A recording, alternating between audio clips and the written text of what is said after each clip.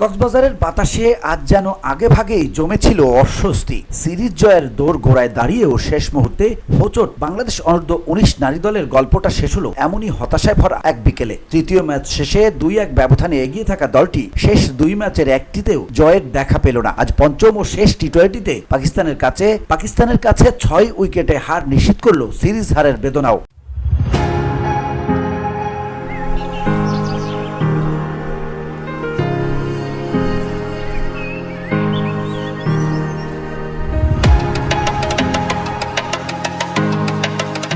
টসে হেরে ব্যাটিংয়ে নেমে শুরু থেকে লড়াইটা হয়ে ওঠে একপেশে। কক্সবাজারের উইকেটে ব্যাটারদের ভরসা জোগাতে ব্যর্থ বাংলাদেশ মাত্র ৮৪ রানে গুটিয়ে যায়। পুরো টপ অর্ডার যেন আত্মসমর্পণ করেই আউট হয়ে ফিরল। ব্যতিক্রম কেবল ৬ নম্বরে নেমে ধৈর্য ধরে ২৭ রানের লড়াকু ইনিংস খেলা সাদিয়া আক্তার। এর বাইরে ২ অঙ্ক ছোঁয়া ব্যাটার বলতে ওপেনার সুমাইয়া আক্তার ও হাবিবা ইসলাম দুজনেই করেছেন ৯ রান। বাকি ব্যাটিং লাইনে ছিল ছন্নছাড়া শট আর অনভিজ্ঞতার ছাপ।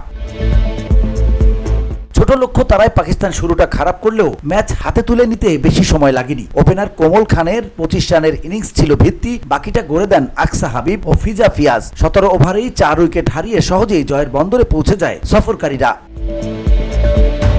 VOD Bangla news desk.